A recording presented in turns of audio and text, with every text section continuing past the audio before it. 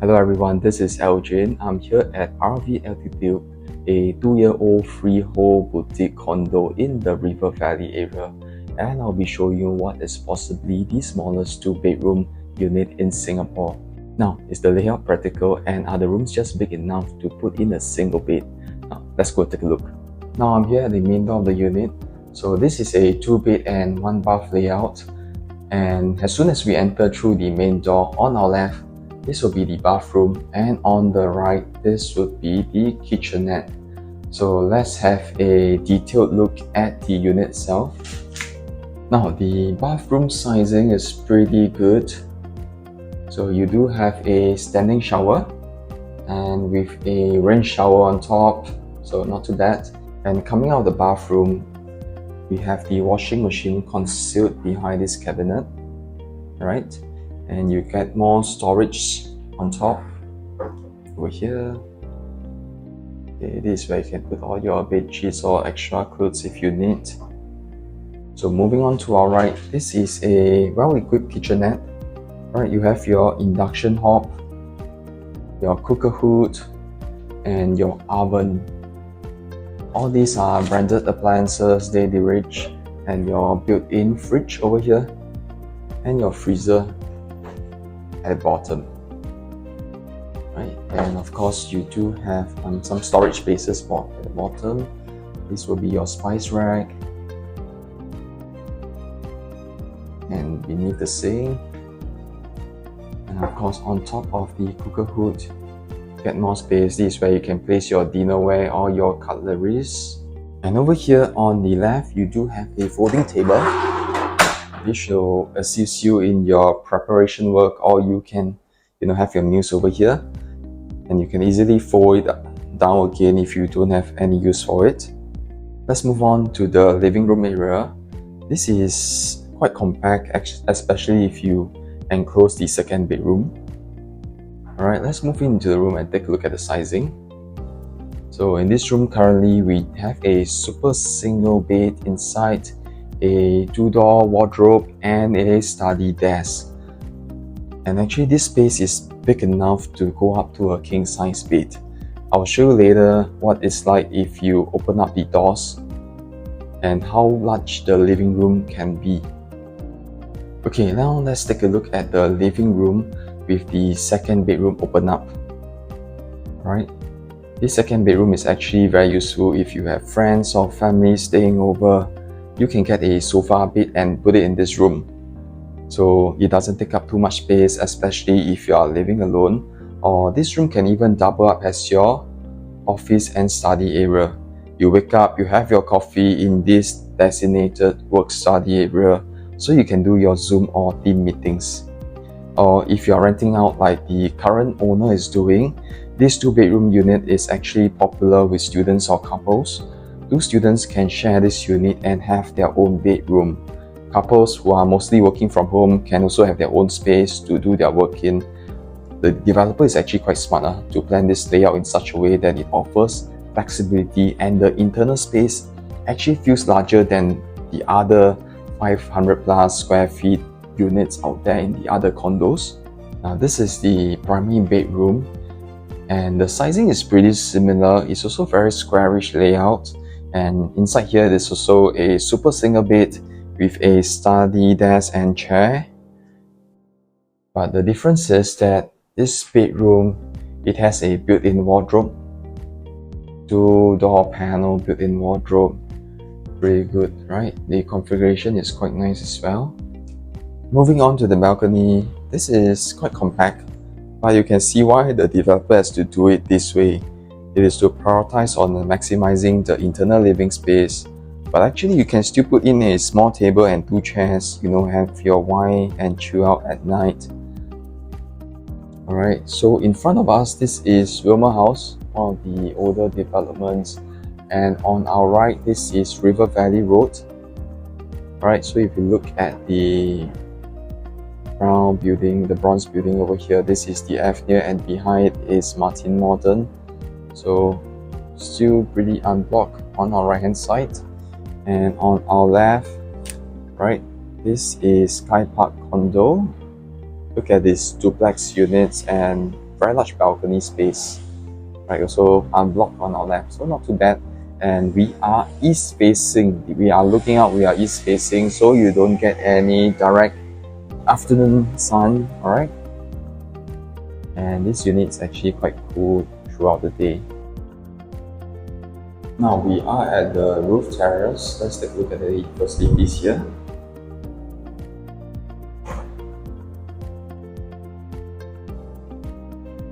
Our weather is quite warm today. So you have your grill cove, your city swing. Right. If you want to come out here to chill out in the afternoon, remember to put on your sunblock, right? Or unless you want to get a tan. And of course, this is a nice chill out area with your grilling station.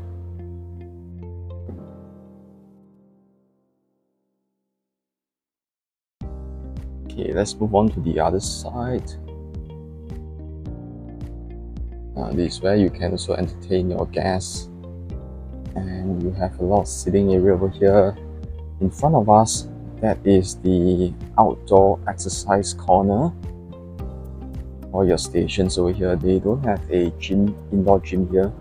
So this is basically the exercise stations and a nicer view of the River Valley area. Of course, you can see Great Wall City in front over there. Alright, let's head down to the swimming pool level to take a swim.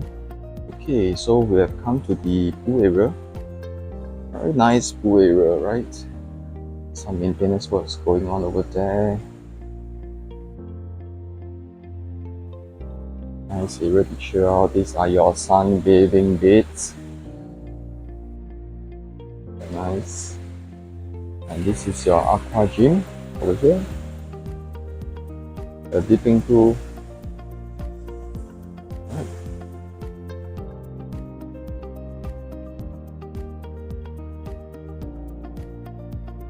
Okay, so we're here on the first level.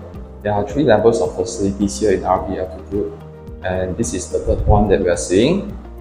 So as we move out, you'll be able to see there are ample tables and chairs for residents to, if you want to have some outdoor space and you bring down your laptops, you can do your work over here, or you can just bring down a book and do some reading over here as well.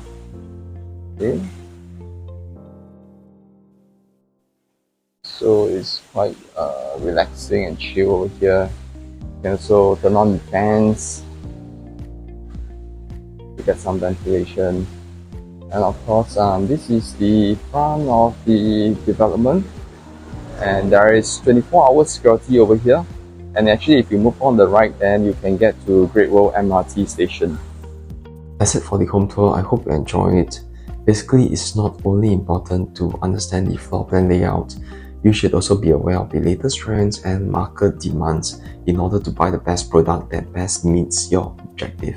And I felt that this developer was quite genius in managing to put in a 2-bed and 1 bath in just 441 square feet of space and yet make it look very livable, because this will help you to differentiate your unit amongst the competition in the area, so that you can get your unit rented out faster and at a better price. As I was saying earlier, this layout could very well be better than those larger 500+ square feet units out there.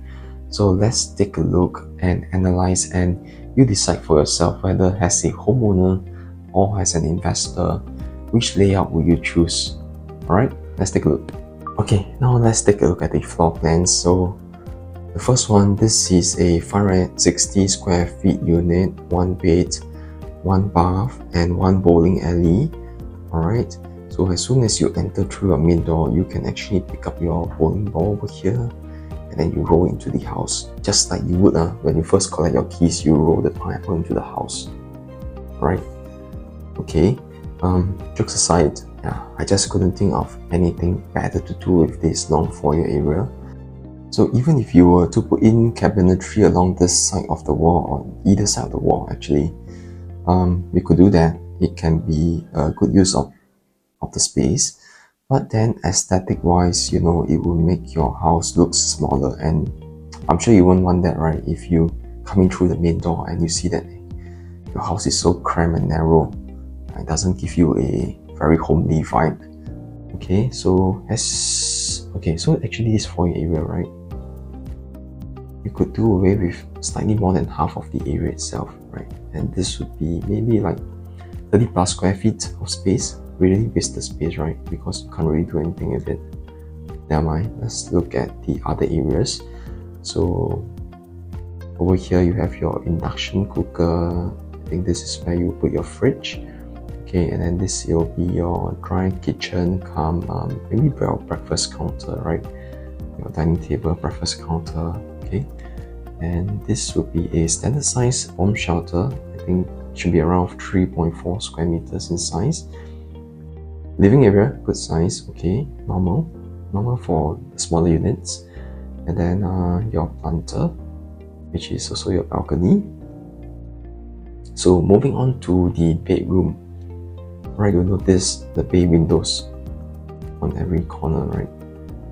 So this will probably take up maybe around 20 to 30 square feet of space or so. But what some owners do, right, to maximize this space in the bedroom, they would level up. Okay, they'll build a platform to level up to the bay window height, and then they put their bed on it. And beneath that platform, there will be a lot of storage space. You could put in your your things that you usually use maybe once a year, or you don't frequently use it at all, like your luggages. Okay, so standard size. This toilet a bit too big also, because you have a bathtub and then small bay window. I don't think nobody really uses a bathtub now, so it's quite a waste of space as well. Okay, so let's move on to the 2-bedroom unit, alright, which is what we seen today, what we seen in this video. Okay, so this is 41 square feet, 2-bedroom, 1 bath. Okay, as soon as you walk in through the main door, your bathroom will be over here, right, with your standing shower. Okay, ample space to walk around to the different areas, your sink and your WC. And over here, this will be your kitchenette, your fridge, your sink, your induction hob and your oven beneath, and your washer dryer with cabinetry space on top. And this is where your dining table will be, the foldable one. Okay, living space almost similar in size, right, to the 560 square feet unit. So we go into the master bedroom first, right? Easily you can put up to a king bed, right? And this will be your built-in wardrobe. Okay, so second bedroom, almost the same size as the master bedroom. Okay, you also can go up to a king bed, and this is the suggested area to put in your wardrobe, which is what the current owner did. Okay, balcony, slightly small. Okay, about the same as this unit as well, quite compact, but big enough to put in a small table and 2 chairs. So that's it for the floor plan comparison. So as a homeowner or an investor, which layout would you go for? Let me know in the comments below. And thank you for watching. Don't forget to like and subscribe, and I'll see you in the next one. Bye bye.